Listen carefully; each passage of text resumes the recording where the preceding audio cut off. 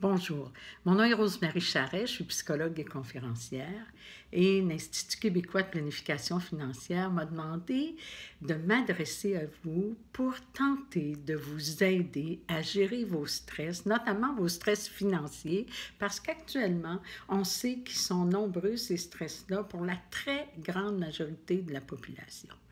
Donc, c'est peut-être la première chose que j'aimerais vous dire, c'est de ne pas vous sentir seul dans ce bateau-là.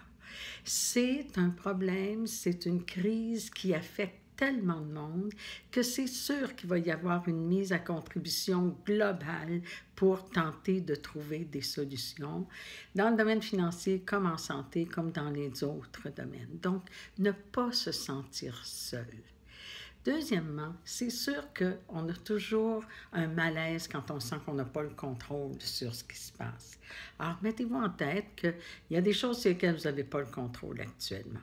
Il y en a sur lesquelles vous avez le contrôle actuellement et il y en a sur lesquelles vous aurez du contrôle plus tard.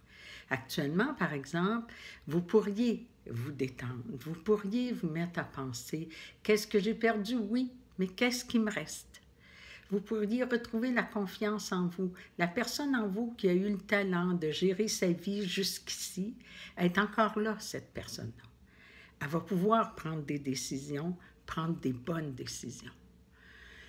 Des décisions, toutefois, vont devoir être éclairées. Actuellement, on a tellement d'informations qui viennent de tellement d'endroits que ça peut générer davantage d'anxiété.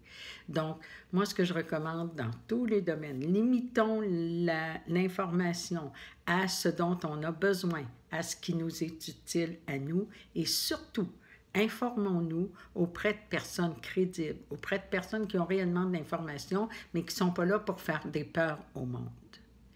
Bien sûr, il faut penser aussi à se détendre. Alors, il y a 3 grandes composantes pour se détendre. Se détendre physiquement. Si vous avez les muscles tendus, détendez-vous. Prenez des bonnes respirations. Allez faire des marches. Faites de l'exercice, ça vous fait du bien. Arrêtez de penser que si vous vous préoccupez d'une chose, vous êtes en train de vous en occuper. Donc, prendre le temps de se détendre, ce n'est pas une perte de temps. Ça va vous amener à prendre des meilleures décisions. Regardez-vous penser. Est-ce que vous êtes en train juste d'imaginer le pire scénario? Ce ne sera pas le seul scénario, le pire scénario. Et s'il vous manque de l'aide, de l'information pour le moment, peut-être c'est difficile pour vous de planifier, de tenter de planifier. Essayez de penser au moment présent. Qu'est-ce qui est le plus sécure pour vous en ce moment? Et nourrissez vos relations interpersonnelles. On a besoin d'être en réseau avec les autres, au plan personnel, bien sûr, mais aussi au plan de nos affaires. On a besoin d'être en lien avec des personnes dont on sait qu'elles sont de vrais supports, qu'elles peuvent vraiment nous aider. Donc, demandez de l'aide dans tous les domaines où vous en avez besoin, y inclus dans le domaine financier, parce que, je le répète, vous n'êtes pas seul.